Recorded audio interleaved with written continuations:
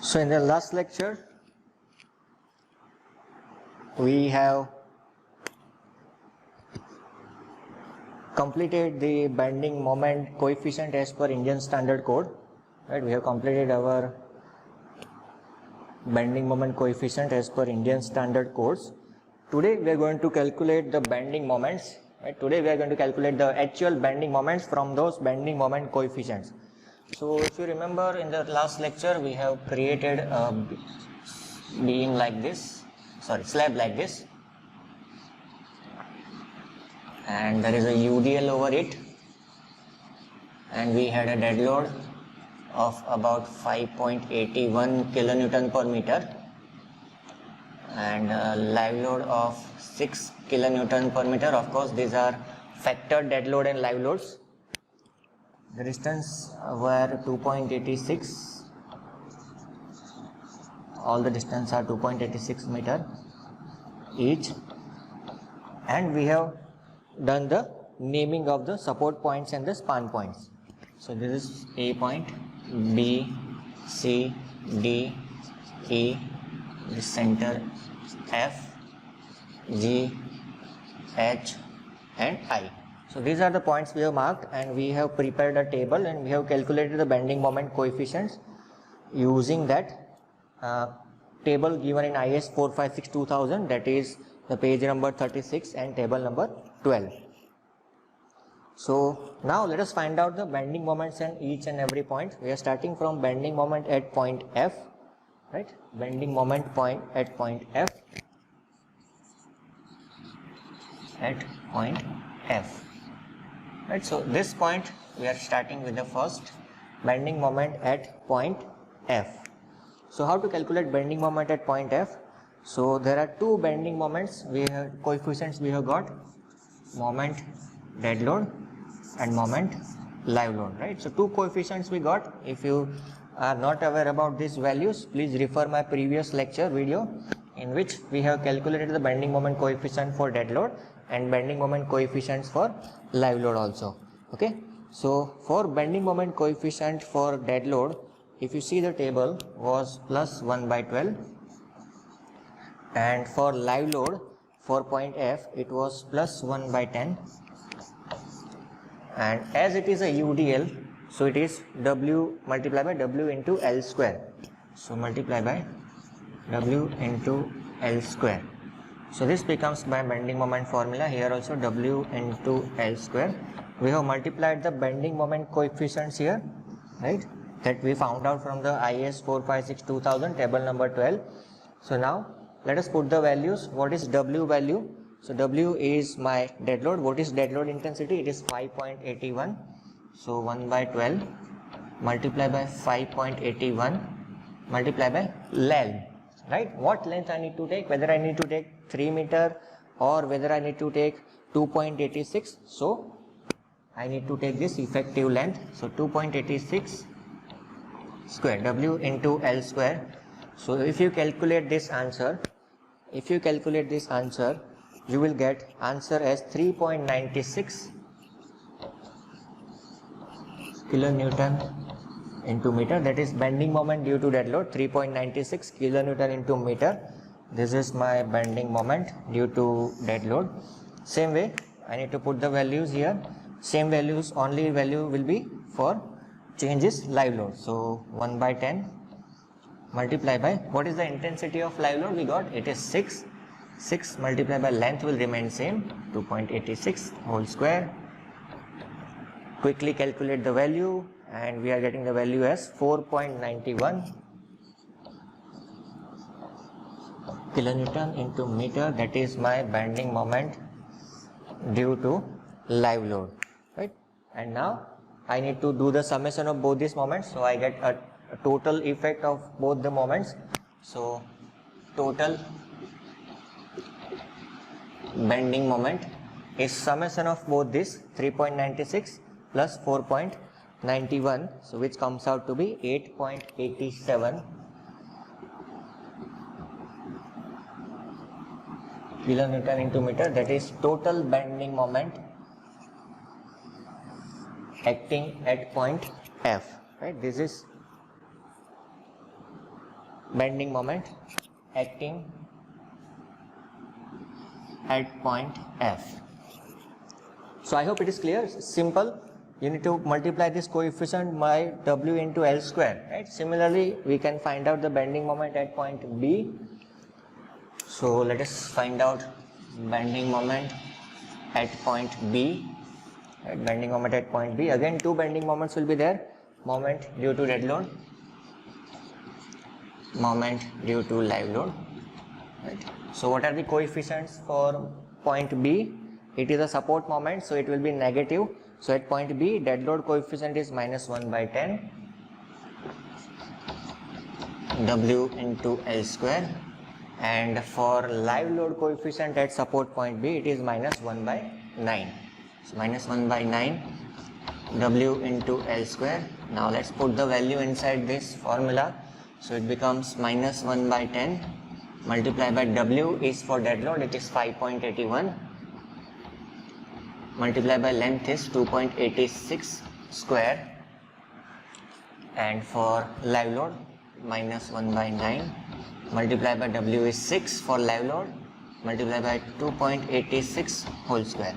So quickly calculate these two values for dead load and live load. For dead load I am getting the value as minus 4.75 kilonewton into meter, and here for live load I am getting the value as minus 5.45 kilonewton into meter. Right, so I got these two values here. Both values are negative. Why negative? Because these are the support moments, and at support we have hogging bending moment, right? So whatever steel we are going to provide, that is also called as negative steel. These are some technical terms that are used while doing the structural design, right? So this is the bending moment at point B, and again we need to do the total bend of these two. So total bending moment at B will be summation of this minus 4.75 plus 5.45. So if you do this summation, you will get an answer as minus 10.2 kilonewton into meter. So that is my total bending moment at point B. So we have completed our bending moment calculation at point F, point B. Next we need to calculate at point G, and so on, right? So I hope the concept is clear how to calculate bending moments, right? So let us calculate at two more points. First we are going to calculate bending moment at point G. Okay, so let me rub this. Bending moment at point G. We are going to calculate third point, that is bending moment at point G.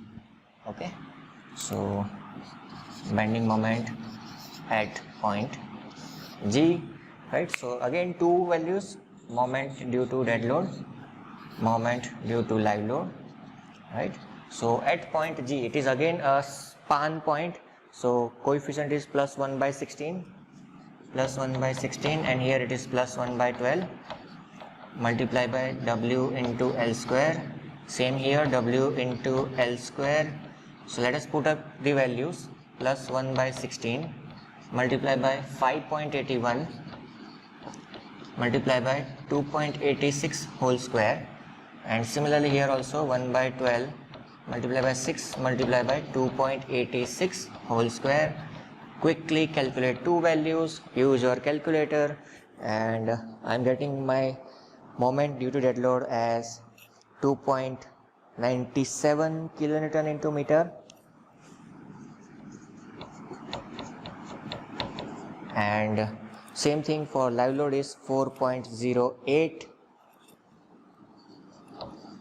So please check these answers in your calculator. I may be wrong, right? And if you are getting some different answer, please type in the chat box and I'll correct my mistake, right? After getting these two values, I need to do the summation of both these values. So let's do the summation quickly. Let me rub this also. Just a minute, guys. Okay, so this is bending moment at point G. So let me write G here. And what is the summation of both of this? It is 7.05 kilonewton into meter. And next point we are going to find out bending moment is at point C, right? Bending moment at point C now. Again, two values we need to find: moment due to dead load, moment due to live load. Let us check what are the coefficient at this point, point C. Minus 1 by 12, minus 1 by 9, minus 1 by 12, minus 1 by 9, multiply by W, that is 5.81, multiply by L is 2.86 square, multiply by live load, that is 6, multiply by 2.86 square. Quickly calculate the answer using your calculators, and we are getting my dead load as minus 3.96 kilonewton into meter, and for live load I am getting the value as minus 5.45 kilonewton into meter. And now I need to do the summation, that is total bending moment at point C. So summation of both this dead load and live load moments, that is 9.41 kilonewton into meter, and that is my bending moment at point C. Now you may ask me that, sir, there are so many points, do I need to calculate bending moment at each and every point, right? Do I need to calculate bending moment at each and every point? The answer is no. Why? Because if you see this point F, right, so there will be another point on the other side of the slab, right? So no need to calculate for that point. If you see the B point, it is next to end support, so similarly one point will be there on the other side. For that point we need not to calculate because it is symmetrical. At G we already found out, but if you see this G is the interior span, similar to H, similar to I, and so on. So if we calculate for one point, no need to calculate for all. The bending moment value will remain the same. Similarly, if I calculate for C, for D and E, it will be similar. So no need to calculate for all points, right? Because of the similarity of the supports, right? As per Indian standard, there are two types of support. One is the next to end support, and second is interior span, right? So if we calculate for any one point, then the similar bending moments will be observed on the other points also. It is clear to you guys how to calculate bending moment from the bending moment coefficients. And if you want to know how to calculate this bending moment coefficient, please refer my previous video lecture in which I have discussed how to calculate this bending moment coefficient as per Indian Standard Code, it is IS 4562,000, and the values are given in table number 12. So thank you so much for watching. If you have any doubts, please write your questions in the comment box, and don't forget to like this video and subscribe my channel. I am going to put up many more lectures of RCC design and steel design in future. Thank you so much, guys.